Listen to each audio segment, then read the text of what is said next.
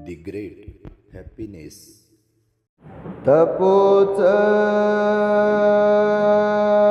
ब्रह्मचर्यांच आर्यसच्चानदर्शनं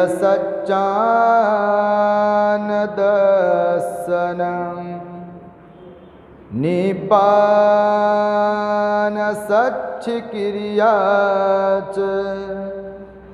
ये तं मंगलमुत्तमम्.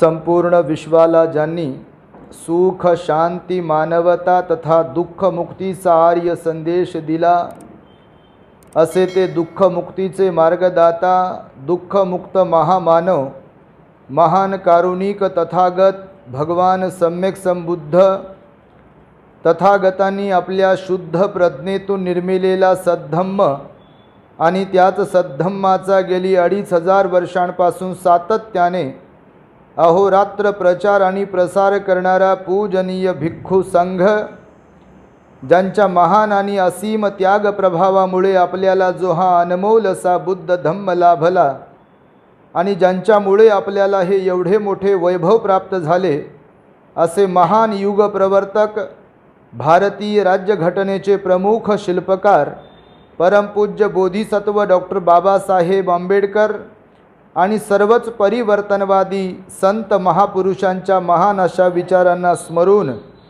आज या वर्षावास पर्वातील महान मंगलमय दिनी आपल्या धम्मदीप बुद्धविहारात उपस्थित नंदनवन कॉलनी आणि परिसरातील सर्व श्रद्धावान उपासक उपासिका, बालक तथा बालिका, तद्वतच दी ग्रेट हॅपीनेस या आपल्या यूट्यूब चॅनलचे सर्वच दर्शक, तुम्हा सर्वांच्या प्रती सर्वप्रथम मंगलमैत्री सद्भावना व्यक्त करतो आणि आपल्या सर्वांच्या सुखकर जीवनासाठी, आपल्याला मुक्त अवस्था प्राप्त करून देण्यासाठी तथागतांनी सांगितलेल्या धम्मोपदेशास प्रारंभ करतो आहे. आपण सर्वांनी शांत, एकाग्र आणि श्रद्धायुक्त चित्ताद्वारे या अनमोल बुद्धवाणीला आपल्या हित सुखाकरिता श्रवण करावे, ग्रहण करावे.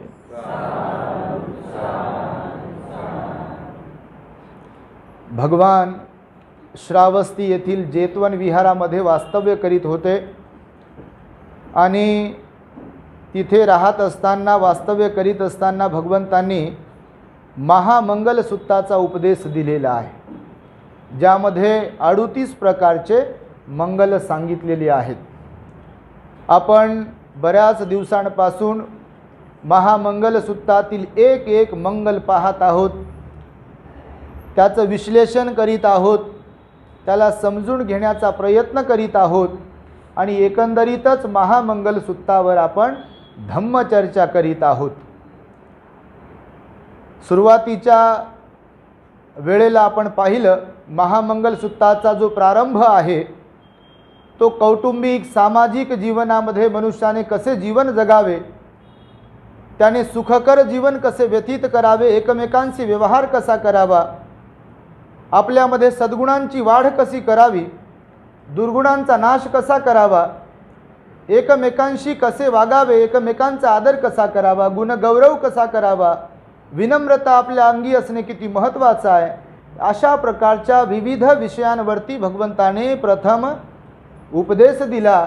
आणि तदनंतर म्हणजे हा चढता आलेख जो आहे या महामंगल सूत्रातील, तर या महामंगल सूत्रातील या शेवटच्या भागामध्ये भगवंताने तप, साधना, 4 आर्य सत्य, ब्रह्मचर्य आणि निर्वाणाचा उपदेश केलेला आहे.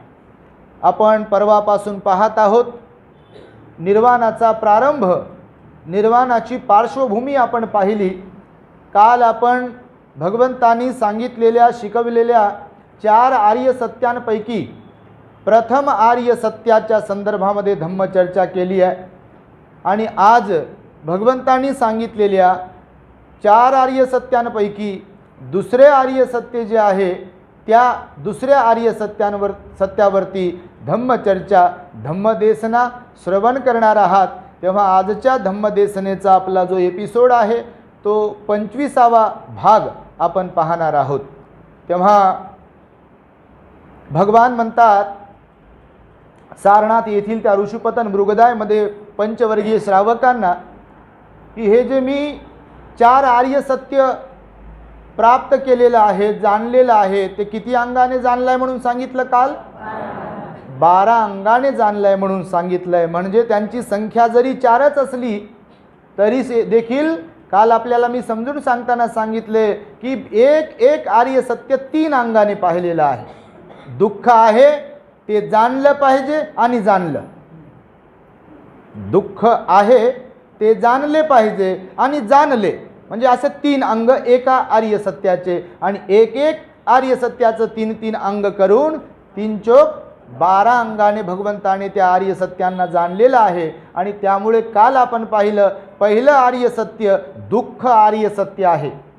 आणि या जगात सर्वत्र सर्वांच्या वाट्याला आलेली ही समान गोष्ट आहे की प्रत्येक जण इथे दुःखी आहे. वरवर करणी जरी सुखी वाटत असले लोक तरी सुद्धा मात्र आतून दुःखी आहेत. आणि भगवान बुद्ध म्हणाले, जोपर्यंत दुःख आहे हे आपण कबूल करत नाही, मान्य करत नाही, तोपर्यंत त्या दुःखाचं कारण समजणार नाही. आणि त्यासाठी म्हणून भगवंताने आजचं जे आर्य सत्य आहे, दुःख समुदय आर्य सत्य सांगण्यास प्रारंभ केलेला आहे. कालच्या आर्य सत्याच्या संदर्भात एक थोडासा मागोवा आपण घेऊया, कारण हे आज जे चित्र दिसत आहे हे नेमके नंदनवन कॉलनीतूनच आलेत का अजून कुठून आले माहिती नाही. आले तर अभिनंदन, आम्हाला आनंदच झाला.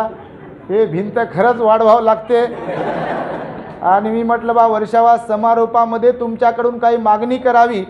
समारोपाच्या कार्यक्रमात मला वाटलं होतं बा आपण बोलून दाखवावं की आपल्याला काय पाहिजे आहे. तर त्या वर्षावासाच्या समारोपात मी म्हणणार होतो की हे जे विहार अर्धवट राहिलं आहे ते विहार एकदाचं कधी कंप्लीट केलं, हे जर वाढवलं तर अजून आमच्यापेक्षा विद्वान चांगले भंतेजी येतील, तर याच्यापेक्षा दुप्पट संख्या वाढेल आणि तेव्हा जागा कमी पडू नये म्हणून विहाराच्या भिंती वाढल्या तर त्यासाठी म्हणजे फार चांगलं होईल असं मला म्हणायचं होतं. तर ते होईलच नक्कीच ती इच्छा पूर्ण, कारण आपण एवढ्या दिवसांमध्ये दान शिकत आहात, सील शिकत आहात, समाधी शिकत आहात, भगवंताचा उपदेश शिकत आहात. तर मग जातीपी दुःख हे पाहिलं काल. दुःख 12 प्रकारचे आहेत. व्हिडिओ तर तुम्ही कोणी पाहिला असेल, नसेल पाहिला आपल्या दी ग्रेट हॅपीनेसवरती 12 प्रकारचे दुःख. म्हणजे दुःख जरी 4च आहेत, 4 आर्य सत्य सांगितले दुःखाच्या संदर्भामध्ये, पण त्यातून जे पहिलं आर्य सत्य सांगितलं की दुःख हे पहिलं आर्य सत्य आहे. आणि ते विषद करताना, त्याचं विश्लेषण करताना भगवंताने सांगितलं की 12 प्रकारचं दुःख आहे.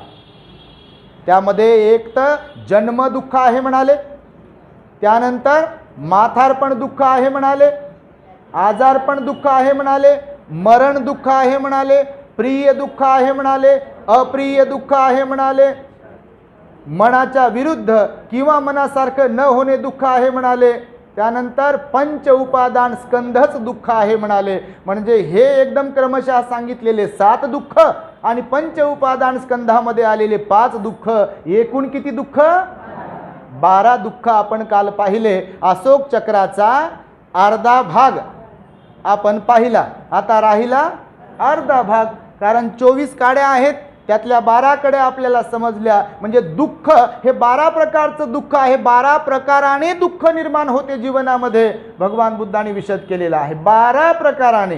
म्हणजे जन्म झाला की दुःखच उत्पन्न होते, माथारपण आलं की दुःख दुःख भोगतो, त्यानंतर आजारपण दुःख, सगळे जे काही 12 आता सांगितले ते दुःखच आहेत. तर हे दुःख जर आहे तर याचं कारण आहे हे भगवंताने शोधून काढलं आहे. आणि मग ते कारण शोधून काढताना भगवंताच्या लक्षात आलं ज्ञानप्राप्तीच्या वेळेला की जर दुःख आहे तर त्या दुःखाचं कारण आहे. आणि ते कारण कोणतं आहे हे सांगताना भगवंताने सांगितलं की तन्हा हे दुःखाचं कारण आहे.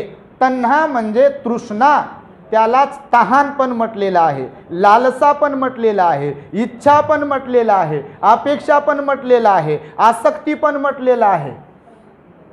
हे सिमिलर शब्द सांगितले की लगेच क्लिक होते म्हणून सांगतोय.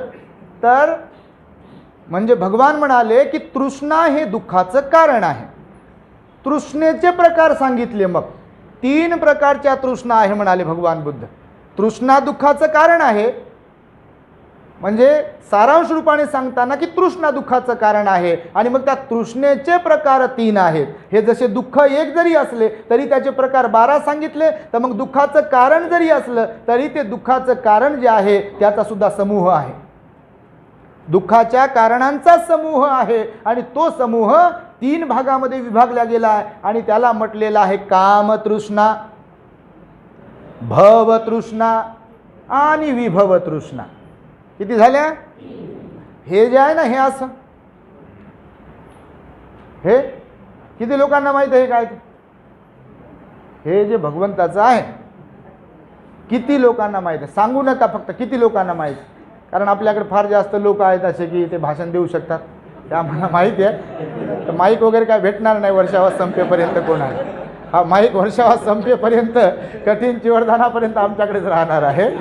त्यामुळे तसा काही विचार करू नका. जस्ट विचारतो आहे की हे जे आहे असं भगवंताचं जे आपण त्याला आशीर्वाद मुद्रा पण म्हणतो, पण याच्यामध्ये पण काही ठिकाणी तसा अर्थ सांगितलेला आहे की या 3 तृष्णेमुळे, हे 3 तृष्णा सांगितल्या गेलेल्या आहेत काही ठिकाणी, आणि या 3 तृष्णांमुळे लोक या भवचक्रामध्ये, हे चक्र आहे,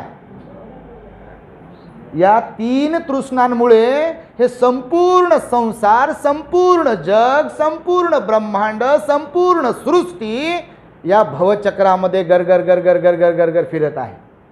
जन्म जीवन मृत्यू, जन्म जीवन मृत्यू, जन्म जीवन मृत्यू, याला भव चक्र म्हटलेलं आहे. म्हणजे उत्पन्न होणार,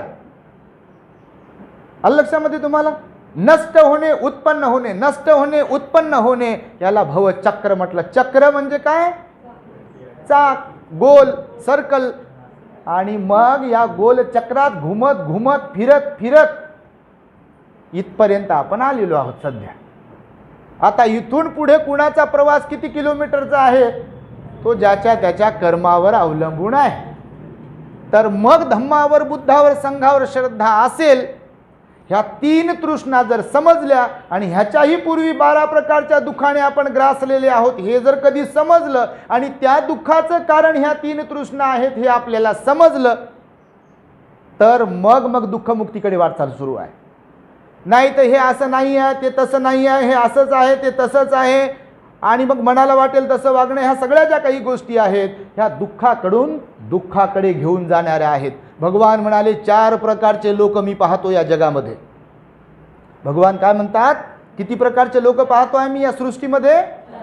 सर्व जीव 4 प्रकारचे आहेत म्हणाले भगवान. आणि त्यामध्ये सांगितलं भगवंताने की काही जीव, काही मनुष्य प्राणी इथे अंधाराकडून अंधाराकडे जात आहेत. काही जीव इथे आहेत अंधाराकडून अंधाराकडे जात आहेत. आत्ता दुःखी आहेत, या 3 तृष्णेमध्ये असे एकदम एकरूप झालेत की जणू काही त्या दिवशी तुम्हाला मी सांगितलं की ती कातिंग असते, मकडी, ती जशी तिने बनवलेल्याच घरात फसते आणि मरते, तसे माणसांना सुद्धा वाटते की जसा एखादा मृग असते, हरिण असते जंगलामध्ये, आणि त्या हरिणीला असं वाटते की ते झळझळ काय जे दिसते असं आह्या, त्याला काय म्हणतात इकडे? मृगजाळ, मृगजाळ म्हणतात त्याला, मृगजळ, मृगजळ. तर ते तिला वाटते की पाणी आहे. आणि दुसरी गोष्ट, तिला तिच्या पोटामध्ये जे काही असते कस्तुरी, त्या कस्तुरीचा तिला पण सुगंध येतो आणि ती शोधण्यासाठी मग तिकडे धावते, पळते, परंतु तिच्या हाती काही लागत नाही. अगदी मनुष्यांचं सुद्धा भगवान म्हणाले असंच आहे. वाटते याच्यात चूक आहे बा, पोरग झालं एकदाच आणि आता एकदाची मिठाई वाटप करूच द्या. 2.5 किलोचं पोरग झालं बापा आम्हाला, म्हणते 2.5 किलो, 3 किलोचं झालं म्हणते पोरग, 3 किलो 10 ग्राम भरलं म्हणते भंतेजी. बरेच दिवस झालं म्हणते पोरग व्हायचं नव्हतं, ते झालं एकदाच. मग आता ही मिठाई घ्या म्हणजे भंतेजी, आम्ही त्या एकदम कुठून कुठून आणली म्हणते मिठाई, आणि ती मिठाई घ्या. आता बघा तुम्ही, म्हणजे हे जे काही सांगतोय मी, हे जरी पुस्तकांच्या बाहेरचं तुम्हाला वाटत असेल काही विद्वानांना, तरी हे सांगितलं की लक्षात येते गोष्ट की नेमकी तृष्णा काय आहे ते. पेढे वाटले, तो एक प्रसंग, ती एक वेळ. पेढे वाटून झाले, मग ते काल सांगितलं गालगुचे घेऊ घेऊ, अनुटीला धरू धरू, डोक्यावर हात फिरू फिरू, बापा माझं बाळ लयच चांगलं आहे, आमचं बाळ लयच चांगलं आहे, आमच्या बाळासारखं बाळच नाही, नाकासारखं नाकच नाही, बापा कायच नाकन काय डोळेन काय काय ती विचारूच नका बापा. अख्खा दिवस कसा जाते. काही काही माऊल्यांचा म्हणतात भंतेजी आता काही टेन्शन नाही, म्हणतात आता बोर होत नाही, काही नाही, लेकरू आहे नाही का. तेच लेकरू मोठं मोठं मोठं मोठं मोठं मोठं होते. आता आपण लाडातच गुंतलेले असतो त्याच्या. भाऊ तुला खारीक देऊ का, भाऊ तुला कपडे देऊ का, रिमोट देऊ का, गाडी देऊ का, चाबीची गाडी देऊ का, नाही का, तुला बूट घेऊन देऊ का, सॉक्स फाटला का, अजून एखादा घेऊन देऊ का, ड्रेस घेऊ का, हातातलं नाकातलं कानातलं पायातलं गळ्यातलं घेऊन देऊ का. असं म्हणता म्हणता असं करता करता गाडी कधी पुढे निघून गेली ते आपल्या लक्षातच येत नाही. ते असं लाडावून जाते आणि नंतर आपली परिस्थिती कधी डामाडोल झाली समजा यदा कदाचित, किंवा आपण त्याच्या इच्छापूर्ती साठी कमी पडलो की मग ते लाडानं वेड होते तोपर्यंत. आणि मग त्याच्याकडे म्हणाव त्याला काही, बोलाव काही त्याला, तर तेच आपल्याकडे डोळे विस्पारून पाहते. मग आपला गतिरोधक लागते एक छोटासा. आपल्याला वाटते गणित बिघडू लागलं. आपले उपासक आले इथं आमचे लोखंडे साहेब. आता बोलता बोलता म्हणत होते, हा त्यांचा दादा आहे, फार धार्मिक आहेत लोखंडे परिवार, ते भानुदास नगरला राहतात. ते आले, बरेच लोक येतात भेटायला. तर ते म्हणत होते बा दादाला पण भंतेजी बनवायचा आहे. मी म्हटलं भंतेजी नका बनवून, त्याला ध्यानाला वगैरे पाठवा, टीनेजर कोर्सेस असतात तर त्याला पाठवा. तर यासाठी मी सांगतो आहे की मग ही गोष्ट फार उशिरा लक्षात येते की आपलं गणित काहीतरी चुकलंय. आणि मग जी मिठाई वाटप केलेली असते की नाही ते जाते प्रसंग दुसरा एकीकडे, आणि मग ते मोठं झाले आणि डोळे विस्फारून पाहते आपल्याकडे, आणि तेव्हा वाटते बापा लयच मोठा ब्रेकर लागला. आता भंतीजी बनवता का, याला ध्यानाला पाठवू का, याला चांगल्या पोरांच्या सोबत ठेवू का, पोरगी असेल तर चांगल्या पोरीच्या सोबत ठेवू का. पण कधी कधी गोष्टी असे असतात, भगवंताने सांगितलं आहे की आपण तृष्णेच्या आहारी जेवढं जाऊ तेवढं दुःख जास्त आहे. म्हणून ज्याला सुख समजतो तेच दुःख आहे म्हणाले भगवान बुद्ध. ज्याला सुख समजते तेच दुःख आहे. म्हणून मागे सांगितलं बघा तुम्हाला की सुख आलं तर नाचू नये आणि दुःख आलं तर रडत बसू नये. कारण सर्व काही अनित्य आहे, परिवर्तनशील आहे. चांगल्या गोष्टी वाईट बनू शकतात, वाईट गोष्टी चांगल्या बनू शकतात. कधी कधी सकाळी गेलो आम्ही ते बचके साहेबांकडे, आपल्या बचके आई आल्या का नाही माहिती नाही, तर त्यांच्याकडे गेलो श्रीसड सर आम्ही.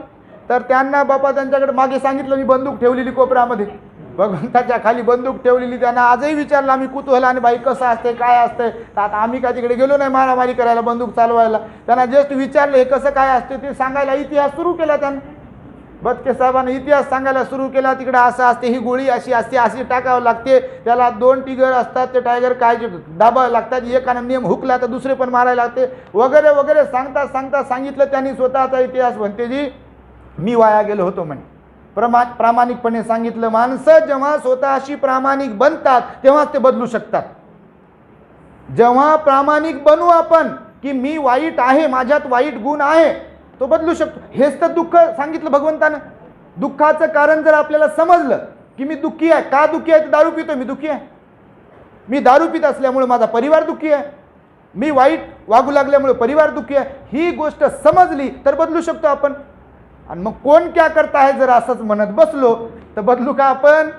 आणि कोण सिखाता है मुझे, कोण क्या करता है, मैं क्या ऐसा हूँ क्या वैसा हूँ क्या, समजा असंच करत बसलो तर आपण सुधरू का, सुधारणा होईल का, तर नाही. तर त्यांनी सांगितलं की भंतेजी मी भंतेजी राहिलो काही दिवस, मग बदलण्यासाठी मला बळजबरी भंतेजी होण्यासाठी पाठवलं. आणि मी एवढा तल्लीन झालो होतो दारूमध्ये, भंतेजी व्हायसाठी चाललो लेणीकडे, तर जाता जाता राहिलेली दारू पिऊन गेलो म्हणे.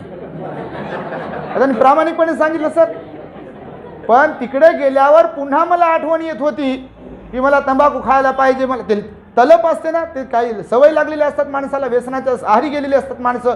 मग त्यांना आठवण व्हायची भंतेजी झाल्यावर की तंबाखू खायला पाहिजे, आपण दारू प्यायला पाहिजे. मग नंतर ते म्हणाले की काही दिवसानंतर माझ्या गोष्ट लक्षात आली की आता आपल्या अंगावरती काशाय वस्त्र आहे, आपण बुद्धाच्या मार्गात आलो आणि आता कायमची सोड चिठ्ठी त्या गोष्टीला दिली पाहिजे आणि हेच जीवन सुखकर आहे. भंतेजींच्या सहवासात राहिल्यामुळे ती गोष्ट त्यांच्या लक्षात आली आणि त्यांनी सांगितलं प्रामाणिकपणे, भंतेजी आतापर्यंत म्हणजे जेव्हापासून मी भिक्षूच्या सहवासात गेलो किंवा हे बुद्ध धम्मसंघ किंवा शील सदाचार समजला तेव्हापासून मात्र मी थेंब घेतला नाही दारूचा किंवा एकदम धार्मिक. आता ते साधक आहेत, नांदेडला जाऊन सेवा देतात, कुठे कुठे जाऊन सेवा देतात. तर हे परिवर्तन बुद्ध धम्माच्या आचरणानेच येऊ शकते आणि म्हणून भगवंताने जाणीव करून दिली आहे की हे दुःख आहे आणि हे दुःखाचं कारण आहे आणि ते कारण आपल्याला समजलं पाहिजे.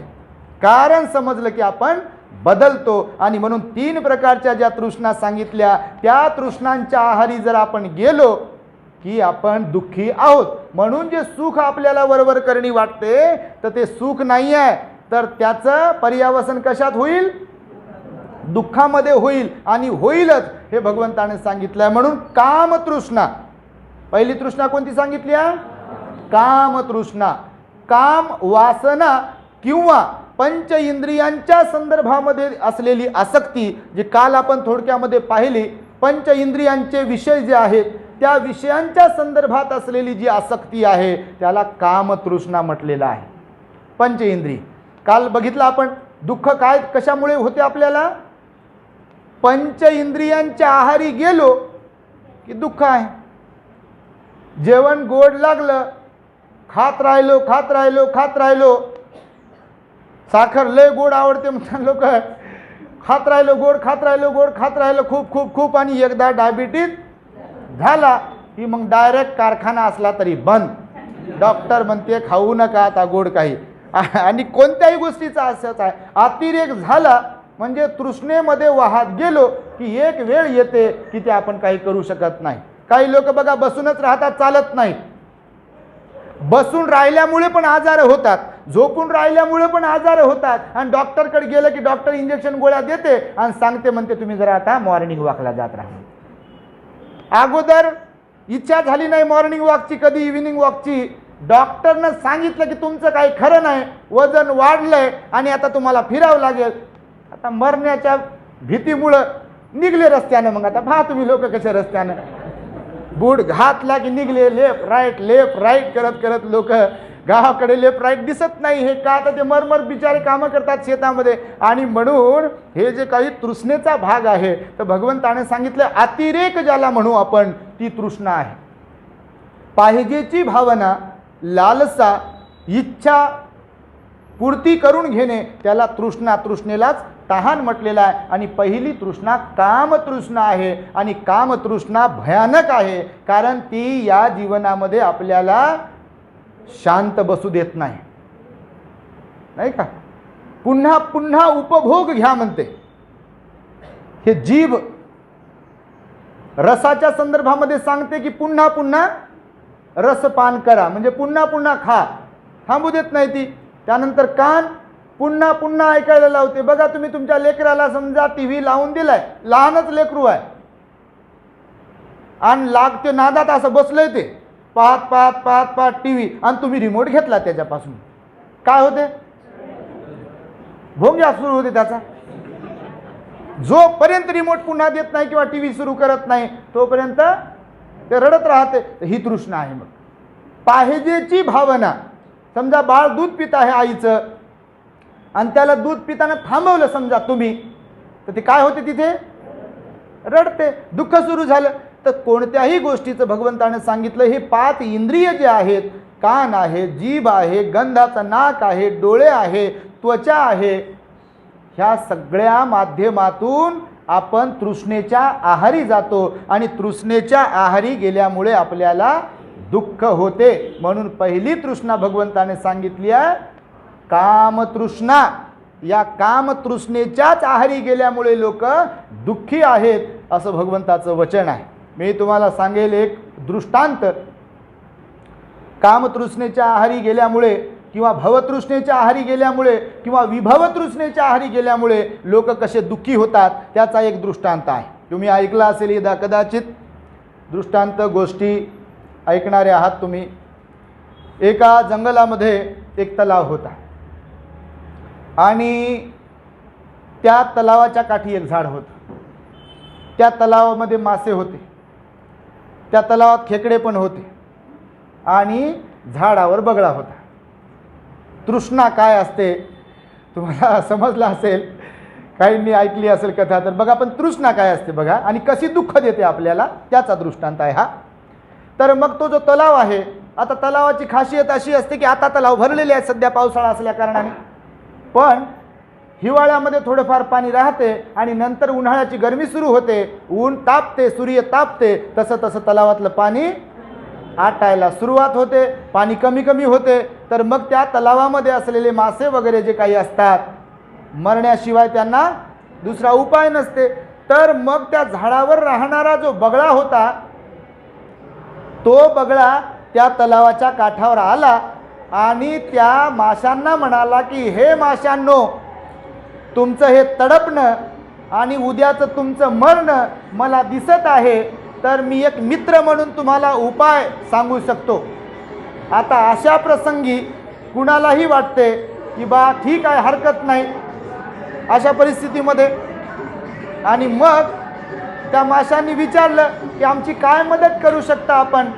तेव्हा बगळा म्हणाला की बघा, आता तुम्ही विश्वास ठेवाल की नाही मला माहिती नाही, बगळा म्हणतोय, परंतु मी पक्षी आहे, मला पंख आहेत, मला उडता येते, आणि मला उडता येते तर तुम्हाला मी सांगतो आहे की जर तुम्हाला पुन्हा आयुष्य पाहिजे आहे, तुम्हाला जर जास्त काळ जगायचं आहे, तुम्हाला मनसोक्त या जीवनाचा आनंद घ्यायचा असेल तर माझी गोष्ट तुम्ही ऐकली पाहिजे.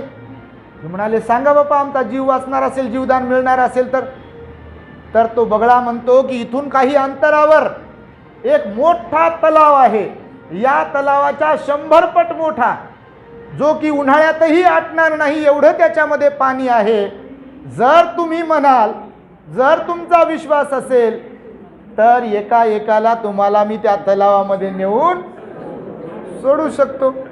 आता जेव्हा आपल्यावर प्रसंग येते, वेळ येते आणि बाणीची, तेव्हा आपण कशासाठी सुद्धा तयार होतो. तर मासे तयार झाले तर बगळ्यानं त्यांना अजून विश्वास दाखवण्यासाठी एक युक्ती सांगितली की बघा, तुम्ही आहात मासे, मी आहे बगळा, आणि तुम्ही विचार कराल, शंका येईल तुम्हाला की बा हे नेऊन तिकडं खाऊन टाकेल. तर तुम्ही काय करा, विश्वास तुम्हाला पाहायचा असेल तर तुमच्यातला एक कोणीतरी माझ्याबरोबर अगोदर एकटं चला, तुम्हाला दाखवून आणतो, त्याला दाखवून आणतो, आणि त्यानं जर काय खात्री पटली त्याला तर मग तुम्ही चला. त्यांना वाटलं गोष्ट तर एकदम चांगली आहे बापा, हे विश्वास एवढा म्हटल्यावर मग काय. तर त्यांनी विचार विनिमय केला माशांनी, आणि एक मासा त्याच्याबरोबर जायला निघाला. तर मग माशाला पकडणार कसं बगळा, तर चोचीमध्ये. मग चोचीत एका माशाला पकडलं बगळ्याने आणि भर उडान घेतली आणि गेला. आणि खरंच तलाव होता. आता काय तलावाची काय कमी असते का. हे इथं हर्सुलचा एक तलाव आहे, तो आटला तर आटला जायकवाडी धरण आहे. तलाव भरपूर राहतात, जंगलात जंगली तलाव राहतात, गावाच्या जवळचे तलाव राहतात. तर मग हा बगळा गेला त्या माशाला चोचीमध्ये पकडून, आणि तो पण एकदम खुश मासा, आणि त्याला त्या सगळ्या तलावावरून फिरवलं या बगळ्याने. तो जाम खुश मासा खाली पाहतो, तो बापा खरंच किती मोठा हा, जणू काही सागर, समुद्र, एवढा मोठा समुद्र आहे, आणि ते काय आम्ही छोट्याशा डबक्यामध्ये पडलो. बगळा फारच चांगला आहे, आपल्याला जीवदान देणार आहे, अशी त्या माशाला खात्री पटली. आणि पुन्हा त्या बगळ्याने त्या माशाला अजून त्या तलावामध्ये अगोदरच्या आणून सोडलं. आणि त्या बगळ्यानं मग सांगितलं सगळ्यांना, त्या माशानं सांगितलं सगळ्यांना की गड्यांनो, बगळा दादा खरं बोलतोय.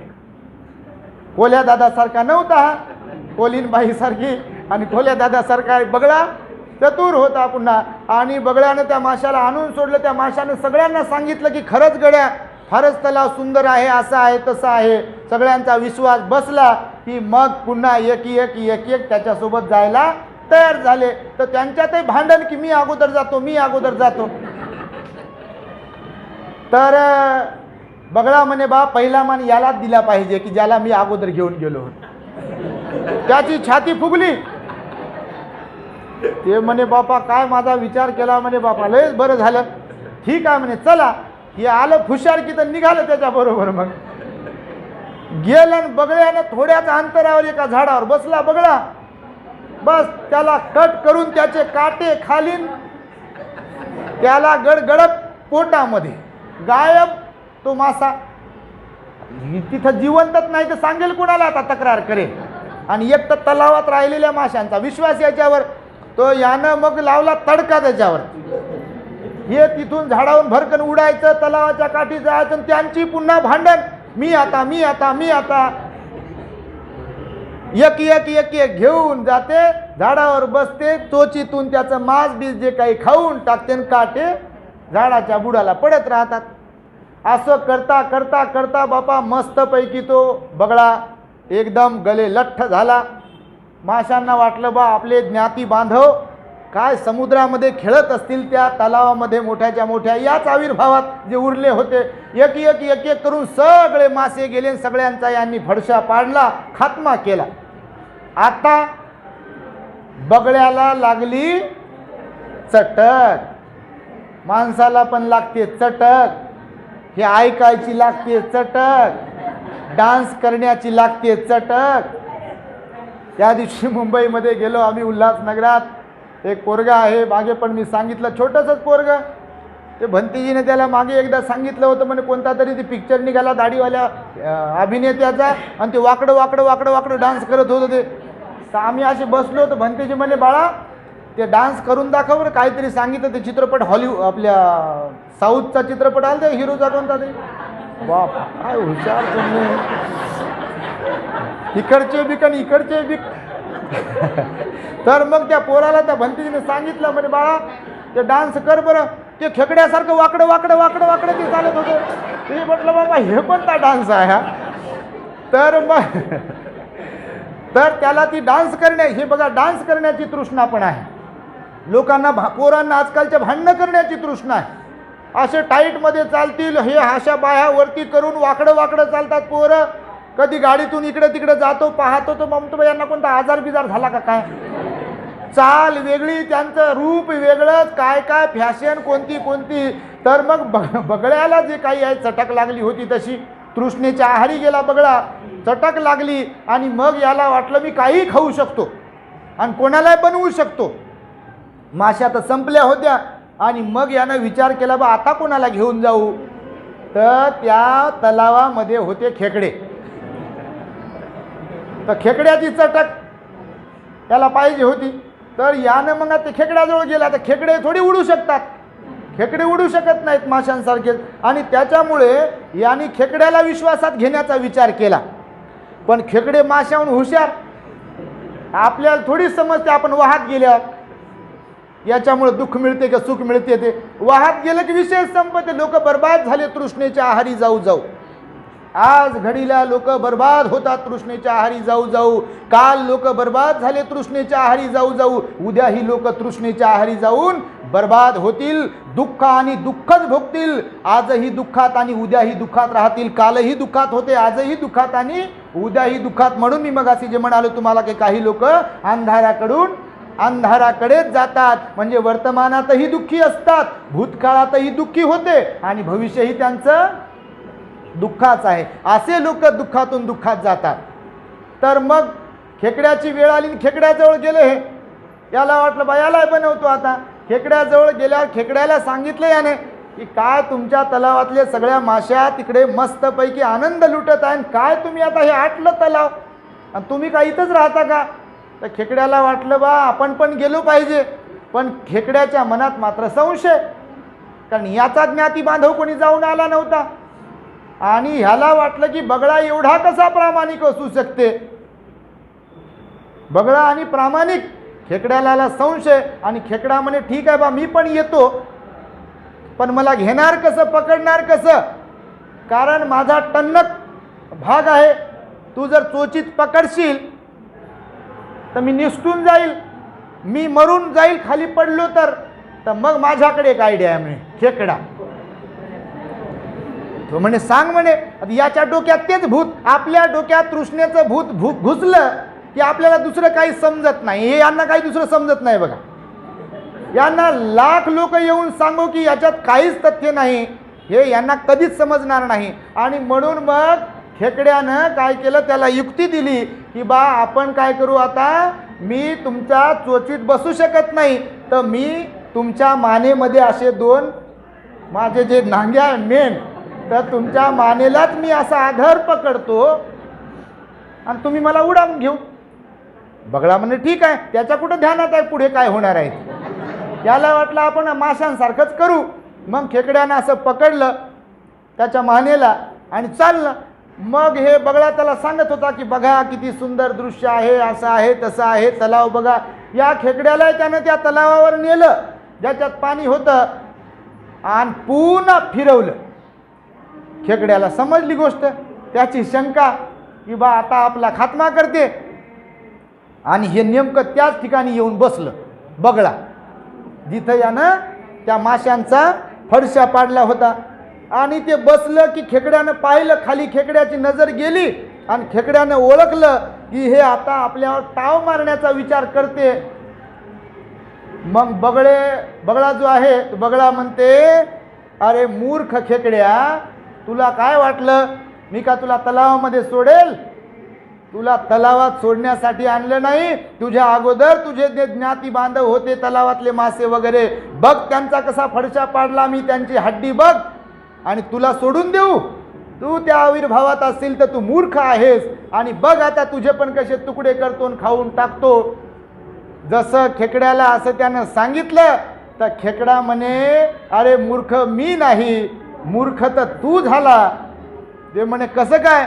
तुझी गर्दन माझ्या नांग्यांमध्ये आहे आणि माझ्या नांग्यांची सुद्धा खासियत आहे. जर माझ्या नांग्यांमध्ये कोणती पकड आली तर ती तुटल्याशिवाय मी सोडत नाही. हा माझा राजधर्म आहे आणि तो तुला मी आता दाखवतो. आता हे याचं सगळं संपला विषय याचा. याला वाटलं आता खरंच काही खरं नाही आपलं. हा गयावया करायला लागला, म्हणे बा कसं तरी करा, मला माफ करा, माझ्याकडून चुकी झाली, असं झालं तसं झालं. तर खेकडा म्हणे की ठीक आहे, पण तू मला जर कधी त्या तलावात घेऊन जाशील तर मात्र मी तुझी सुटका करतो. तर याला वाटलं गणित सोपं आहे आणि हे गेलं उडून मग तिकडं खेकड्याला घेऊन.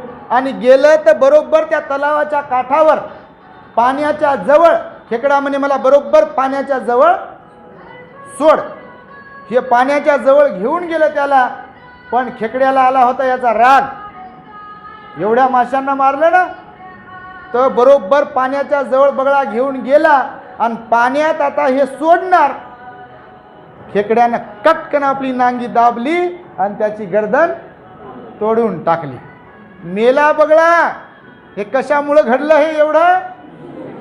तृष्णेमुळे. माशांच्या मनातही तृष्णा निर्माण झाली आणि बगळ्याच्याही मनामध्ये तृष्णा निर्माण झाली. आणि त्यामुळे भगवान म्हणाले की जे लोक तृष्णेला, दुःखाला सुख समजतात, त्यांच्या वाट्याला जेव्हा दुःख येते तेव्हा पळता भुई कमी पडते. ना पैसा कामाला येऊ शकतो, ना गणगोत कामाला येऊ शकते, ना नातेवाईक, ना मुलं बाळं, ना मायबाप, ना कोणी येते का कामाला.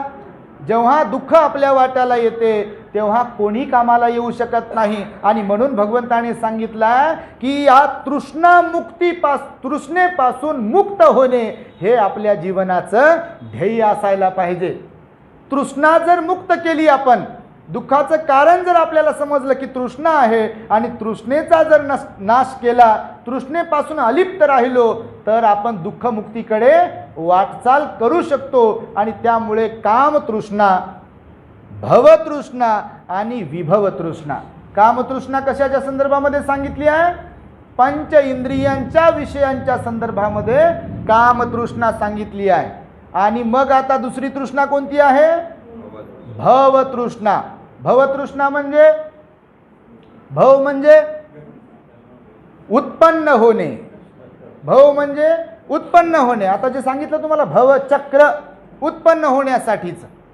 तर बघा, भव आणि विभव दोन प्रकारच्या तृष्णा आहेत. एक तर या जीवनासंबंधी आसक्ती आहे की मला आयुष्य मिळालं पाहिजे, बरोबर आहे, मला आयुष्य मिळालं पाहिजे, लेकरं बाळ झाले पाहिजे, घरदार झालं पाहिजे चांगलं, नोकरी लागली पाहिजे चांगली, मी पैसा कमवला पाहिजे, मी पण धीरूभाई अंबानीच्या लिस्टमध्ये गेलो पाहिजे, नाही का, यांनी 3 मजली बांधले तर माझं 5 मजली असलं पाहिजे. ही जी काही आहे तर त्याला तृष्णा म्हटलेलं आहे भगवंताने. म्हणजे आसक्ती, लालसा. भगवंताने याचा अर्थ असा सांगितला नाही आहे, मी पुन्हा पुन्हा याचा उल्लेख करतो. म्हणजे पैसा कमवू नये असं भगवंताने सांगितलं नाही. गरिबी भगवंताला प्रिय नव्हती, दारिद्र्य भगवंताला प्रिय नव्हतं. भगवान म्हणाले तुम्ही गरीब म्हणून जर जन्मले तर गरीब म्हणून मेले नाही पाहिजे. सम्यक आजीविका आर्य अष्टांगिक मार्गात त्यासाठीची सांगितलेली आहे. कारण इथे जरा कन्फ्युजन होते लोकांचं की जर भगवंतानं सांगितलं की तृष्णामुक्त बना तर याचा अर्थ असा आहे की मग बस ठेविले आनंद तैसेची राहावे चित्ती असावे समाधान तुका म्हणे. तर ते इथे कन्फ्युजन होते लोकांचं, पण विषय तसा नाही आहे. तर भगवंतानं गृहस्थांच्यासाठी इथं गोष्ट अशी सांगितली आहे की तुम्हाला उदरनिर्वाह करण्यासाठी सम्यक आजीविकेतून जे काही कमवता येईल तुमचा संसार प्रपंच चालवण्यासाठी ते नक्कीच तुम्ही कमवलं पाहिजे. परंतु कमवता आणि कमवतानाच्या नादात तुम्ही फसले नाही पाहिजे. आणि आताचा जमाना माझ्या अभ्यासानुसार तरी फसतो आहे. लोकांना वाटते की आम्ही घरच्यासाठी कमवतोय, पण कमवता आजार येत आहेत, कमवता लेकरं वाया चाललेत, कमवता जे कमवलंय ते कुठं किती ठेवलंय ते आपल्याला माहीत नाही. काल आमचे भंतीजी सांगत होते एका व्यक्तीबद्दल 3000 एकर जमीन आहे म्हणे. बाप, म्हटलं बाप रे बाप, 3000 एकर. म्हटलं चांगलीच गोष्ट आहे, 3000 एकर असावी, त्याहीपेक्षा अधिक असावी, परंतु त्याच्यामध्ये अहंकार निर्माण नाही झाला पाहिजे. तृष्णेच्या आहारी गेलो की काय निर्माण होते म्हणाले भगवान बुद्ध? अहंकार निर्माण होते. तृष्णेत फसलो की अहंकार निर्माण होते. कसा? बघा तुम्ही धन दौलत, आता जे मी सांगितलं खेकड्यासारखं चालते म्हणून, श्रीमंत झालेल्या माणसाचं मागे पण सांगितलं मी तुम्हाला, एकदा का गर्भ श्रीमंत माणूस बनला, फार दुर्मिळ लोक असे असतात की पैसा असून ते जमिनीवर राहतात. पण त्यांची संख्या जास्त आहे किंवा सरासरी अशीच आहे की ज्यांच्याकडे पैसा आला ते जमिनीवर बसू शकत नाही, जमिनीवर चालू शकत नाही, ते आपल्याच आविर्भावात असतात. मेरे जैसा कोई नाही. जे धार्मिक आहेत, बुद्ध धम्म ज्यांना थोडाफार का होईना समजला, जे ध्यानी असतात, जे दानी असतात, जे शिलवान असतात, ते मात्र श्रीमंत जरी असतील तर ते नॉर्मल असतात. आलं लक्षामध्ये? समाजात असे काही लोक आहेत की जे गर्भश्रीमंत आहेत, परंतु बुद्ध धम्मावर श्रद्धा असल्या कारणाने, थोडाफार बुद्ध धम्म समजला असल्या कारणाने जरी श्रीमंत आहेत पण अहंकार त्यांच्यात इतरांच्या तुलनेमध्ये कमी आहे. तुम्ही गोयंका गुरुजी माहिती आहे तुम्हाला? श्रीमंत होते ते बी, म्हणजे त्यांच्या श्रीमंतीबद्दल सांगतो, प्रचंड श्रीमंत. व्यावसायिक म्हणजे काय, बिझनेसमॅन म्हणजे काय, फार श्रीमंत होते. पण तुम्ही जर कधी पाहिलं असेल तर आम्ही 2-3 वेळा जवळून भेटलो गुरुजींना, एकदम बोलणं झालं, हात जोडले गुरुजींनी, इगतपुरीला, पॅगोड्याला, त्यांच्या घरी. तर हे यासाठी सांगतो आहे की श्रीमंत व्यक्ती असून देखील तुम्हाला कधी दिसला त्यांच्यामध्ये अहंकार? धर्म होता त्यांच्यामध्ये. तर श्रीमंत माणसांमध्ये सुद्धा विनम्रता कशाला म्हणतात, श्रद्धा कशाला म्हणतात, नाही का, ह्या गोष्टी त्यांच्यामध्ये होत्या, दानत होत्या. कोण म्हटलं असं त्यांना असं की तुम्ही हे कराच म्हणून? गरज होती का? तसं पाहिलं तर समजा अशा माणसांना करायची तर गरज नव्हती. परंतु श्रद्धा जर कधी निर्माण झाली तर लोक अनाथ पिंडक बनू शकतात. श्रद्धा निर्माण झाली तर श्रीमंत लोक विशाखा बनू शकतात. श्रद्धा जर निर्माण झाली तर सौंदर्याचा अहंकार असलेली आम्रपाली सुद्धा उपासिका बनू शकते. श्रद्धा निर्माण व्हावी लागते. पण तृष्णेमध्ये जर वाहत गेलो, खेमा राणी तृष्णेत वाहत चालली होती. शॉर्टमध्ये तुम्हाला सांगतो की तृष्णा आपल्याला कशी वाहत नेते आणि अहंकार आपल्यामधला निर्माण करते, वाढवते. खेमा राणीमध्ये अहंकार होता, आपण पाहिली खेमाची कथा. परंतु बुद्ध धम्मसंघावर जेव्हा श्रद्धा बसली तेव्हा तिचा अहंकार गळून पडला. तर तिची जी तृष्णा होती सौंदर्याच्या प्रतीची ती कमी झाली. त्यानंतर आपण पाहतोय बऱ्याच लोकांमध्ये अहंकार होता, तर तो अहंकार कमी केलेला आहे. म्हणून तृष्णेच्या आहारी जेव्हा आपण जाऊ तेव्हा एक तर अहंकार निर्माण होते आणि आपण वाहत जातो, म्हणजे दुःखाकडे जातो. तर कामतृष्णा आणि भव म्हणजे उत्पन्न करण्यासाठीची तृष्णा, म्हणजे भविष्यामध्ये सुद्धा आम्हाला फलाना फलाना, कोणी कोणी काय म्हणते बघा की 7 जन्मापर्यंत आम्ही सोबत राहू म्हणतात लोक काही काय. आता आम्ही ऐकतो बा, माणूस आहे शेवटी, ऐकायला भेटते कधी कधी की 7 जन्मापर्यंत एकटे राहू म्हणतात लोक. तर ही तर तृष्णा आहे का नाही? 7 श्रोतापन्न झाल्यावर भगवान बुद्ध म्हणाले 7वा जन्म नाही. आता ते डीपमध्ये आहे, ते पुढे पुढे मी सांगेल तुम्हाला. परंतु जन्माची तृष्णा आहे पुढे भविष्यामध्ये सुद्धा. जे गरीब लोक राहतात ते नेहमी विचार करतात बघा की आम्ही श्रीमंत घरी जन्मलो असतो तर किती बरे झालं असतं, नाही का?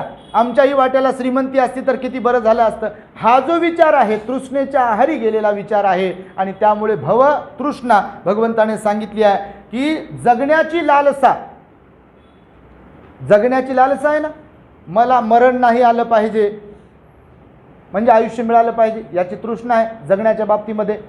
प्रत्येकाला मी आजारी पडलो नाही पाहिजे, निरोगी राहिलो पाहिजे, त्याची पण तृष्णा आहे. भगवान बुद्ध म्हणाले म्हणजे जगण्याची लालसा जी आहे, जगण्याची जी तृष्णा आहे, मला आयुष्य मिळालं पाहिजे, मी जिवंत राहिलो पाहिजे, 80 वर्षाचं आयुष्य, 100 वर्षाचं आयुष्य, ही देखील तृष्णा आहे. कालच आपण पाहिलं उत्तराथेरीला भगवान बुद्ध काय म्हणाले, 120 वर्षाचं आयुष्य होतं तर की आता तुमचं वय वर्ष ही 120 वर्षांचं झालं आहे. आणि जीवन हे नश्वर आहे, शरीर हे हाडांचा सांगडा आहे, सांगाडा आहे, आणि तुम्ही सुद्धा देखील जाणार आहात, तुमचं परिनिर्वाण होणार आहे, हे शरीर सुद्धा देखील नष्ट होणार आहे. आणि भगवान बुद्ध म्हणाले, मी नेहमी सांगतो की म्हातारा जरी झालो आपण तरी जगण्याची तृष्णा कमी होते का आपली?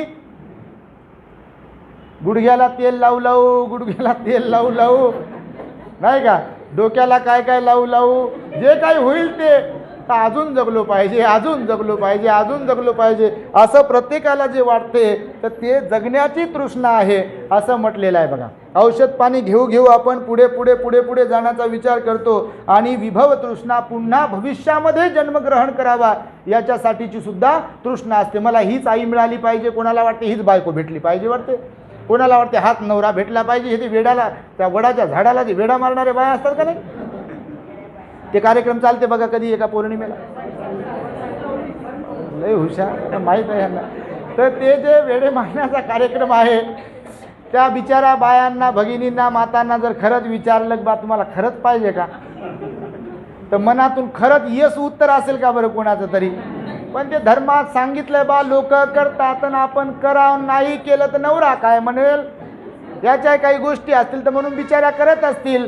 पण मला सांगा, मनातून जर पाहिलं रोज फटके देत असेल तर त्याला कायचा 7वा बाबा हातात गेलं ते बरं म्हणतील, म्हणत असतील मी गावाकडे जन्मलो, गावात पाहिलं मी, दारू पिऊ पिऊ यायचं आणि बायकोला मारायचं, ती बाई रोज सराप द्यायची, त्याला शाप द्यायची, हे मरणा काऊन म्हणायची.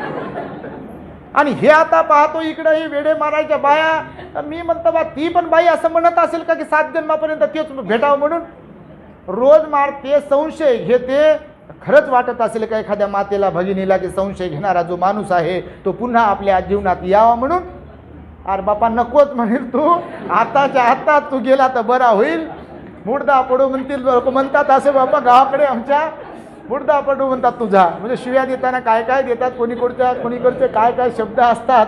तर म्हणून हे सांगतोय मी की भविष्यामध्ये सुद्धा कोणीतरी आपली आई व्हावी, कोणीतरी आपले वडील व्हावे, कोणीतरी आपली पत्नी असावी, कोणीतरी आपले पती असावेत, किंवा अनेक जन्मांपर्यंत आपण सोबत राहावेत, अशा प्रकारची सुद्धा विभव तृष्णा सांगितलेली आहे. आणि जगण्याच्या बाबतीतली भवतृष्णा सांगितलेली आहे की मी जगलो पाहिजे, मला हे प्राप्त झालं पाहिजे, ते प्राप्त झालं पाहिजे, याच्यासाठीची. आणि नंतर मग विभव तृष्णा. अशा किती तृष्णा आहेत? एकूण 3 तृष्णा सांगितल्या. आणि दुःखाचं हे भगवंताने कारण सांगितलेलं आहे. त्यामुळे एकदा बघा भगवंताला विचारलं, भगवान बंधन कोणतं अवघड आहे? बंधन. भगवान श्रावस्तीत राहत होते. 30 भिक्खू आले एकदा श्रावस्तीमध्ये नवीन, आणि भिक्षाटनाला गेले. भिक्षाटनाहून येता येता राजाच्या, बिंबिसार राजाच्या जेल जवळून गेलेत. आता तेव्हाचा जो कैदखाना होता तो जंगलात होता, आणि जंगलात त्या सगळ्या कैद्यांना बांधलं होतं. झाडाला बांधतात, हात बांधतात, पाय बांधतात, आणि त्या कैद्यांना बांधलं. तिथून हे भिक्खू आले भगवंतासमोर बसले. मग भगवंताला त्यांनी सांगितलं, भगवान असं असं झालेलं आहे, त्या लोकांना तिथे बांधलेलं आहे, तर बघा ते लोक काही सुटत नाहीत. तर भगवंतांना त्यांनी प्रश्न विचारला की भगवान बंधन कोणतं अवघड आहे? तर भगवान म्हणाले की भिक्खूंनो, हे दोरीनं बांधण्याचं बंधन हे फार सोपं आहे, परंतु तृष्णेचं जे बंधन आहे बगळ्यासारखं, ते मात्र मनुष्याला दुःखाकडे आणि दुःखाकडेच घेऊन जाते. अशा प्रकारचा श्रावस्तीमध्ये भिक्खूंना सुद्धा देखील भगवंताने उपदेश केलेला आहे.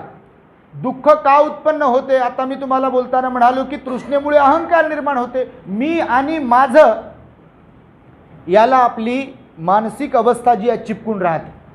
मी आणि माझं, भगवान बुद्ध म्हणाले मी आणि माझ्यामध्येच आपण अडकून राहतो. मरताना नेहमी सांगतो तुम्हाला की जेव्हा मरताना लोक डोळे फाडतात किंवा काहीतरी म्हणण्याचा प्रयत्न करतात, बा पोरीला बोलवा, पोराला बोलवा, नाताला दाखवा, काहीतरी म्हणत असतात लोक बघा, नाही का? कोणी दवाखान्यात न्या म्हणते, तर मी आणि माझं, हे माझं आहे, पोरग माझं, पोरगी माझी, कोणी गेलं त्याचं दुःख आहे, आणि मी मी मी करत जे आपण अहंकार गाजवतो जागवतो त्याच्यामुळे सुद्धा आपल्याला दुःख होते किंवा अहंकाराला ठेच लागली की आपण दुःखी होतो.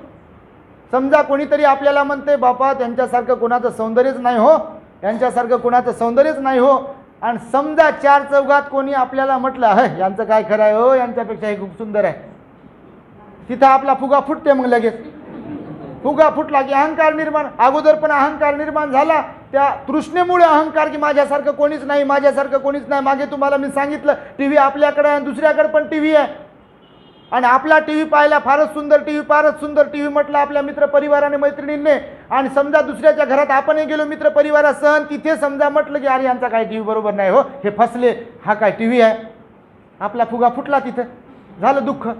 तर प्रत्येक बाबतीत दुःख होते फुगा फुटल्यावर तृष्णेचा, आणि म्हणून भगवंताने सांगितलं आहे की तृष्णेमुळे अहंकारही निर्माण होते आणि अहंकारामुळे आपल्याला दुःख भोगायला लागते. आणि त्या कारणाने मी आणि माझं असं म्हणण्यासारखं इथे जे जे काही आहे त्याचं दुःख होते आपल्याला. आपलं शरीर आहे, दुसऱ्याचा हात तुटला तर काही वाटत नाही आपल्याला, आपला हात तुटला तर, दुसरं कोणी आंधळं झालं तर काही वाटत नाही आपल्याला, आपण आंधळं झालो तर, दुसरं कोणी बैर झालं की आपण त्याची टिंगल उडवतो, अरे बैर आहे रे, काहीच ऐकायला नाही. आपण बैर झाल्यावर दुसऱ्याने टिंगल उचलली तर आवडते का आपल्याला?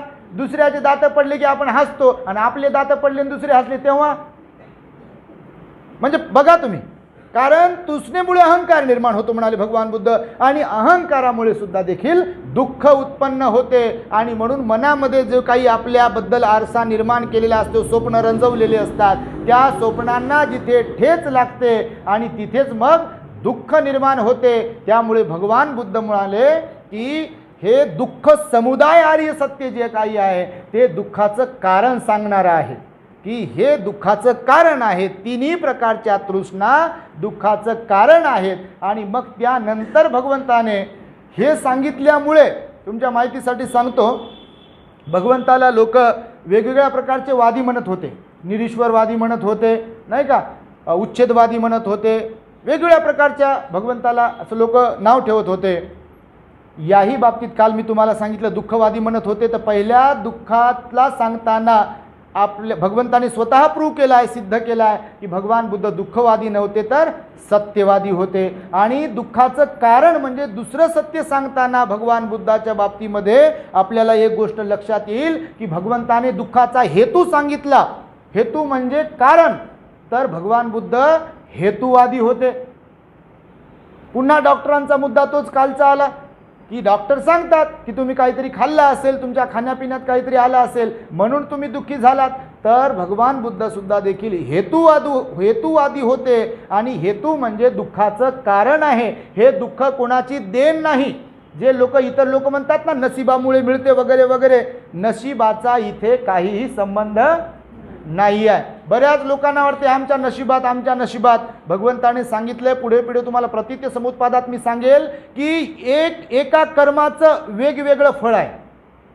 ओव्हरऑल लोक म्हणतात की नाही फार चांगले होते म्हणतात, कसं काय घडलं त्यांच्याबरोबर असं, बघा तुम्ही बऱ्याचदा असं होते. बघा, आयुष्याच्या बाबतीतलं कर्म वेगळं आहे. तुमच्या माहितीसाठी सांगतो, हे नाकं डोळे सौंदर्य ह्याच्याही बाबतीतलं कर्म वेगळं आहे. प्रत्येक बाबतीतलं. आता तुम्ही कन्फ्यूज व्हाल म्हणून मी सांगत नाही आहे तुम्हाला, पण भगवंताने सांगितलं प्रत्येक बाबतीतलं कर्माचा विपाक वेगवेगळा आहे. आणि म्हणून ओव्हरऑल जरी आपल्याला असं वाटते कधी कधी की चांगला व्यक्ती आहे तरी ते गेले किंवा त्यांच्या वाट्याला काहीतरी आलं, तर भगवंतानं सांगितलं एका एका कर्माचा तसा तसा विपाक आहे, तसं तसं त्याचं फळ आहे. आणि म्हणून आपल्याला ते समजत नाही आणि न समजल्यामुळे आपण असा विचार करतो की अरे गड्या हे तर चांगले होते आणि गेले कसे. एक आहे जेव्हा भगवंताच्या पायाला दगड लागला, तो कालचाच मुद्दा, याच्याबद्दल सुद्धा भगवंताला सांगितला, विचारलेला आहे की भगवान हे जे दगड लागला, तुम्ही तर महाकारुणिक आहात, तुम्ही तर बुद्ध आहात, तुम्ही तर विमुक्त आहात, आणि मग इथे कोणतं काय कर्म असेल. तर भगवान बुद्ध म्हणाले बुद्ध जरी झालं तरी कर्म लेश पावल्याशिवाय संपल्याशिवाय मृत्यू नाही आहे. त्याचा दुसरा एक संदर्भ देतो तुम्हाला मी. आपण पाहिला तो संदर्भ, चक्कूपाल भिक्खूची कथा पाहिली आपण मागे, तुम्हाला आठवत असेल तर. ते अर्हत झाले, डोळे गेले, अर्हत झाले आणि डोळे गेले. तर डोळे कशामुळे गेले होते, त्या बाईचे डोळे घातले, डोळे गेले.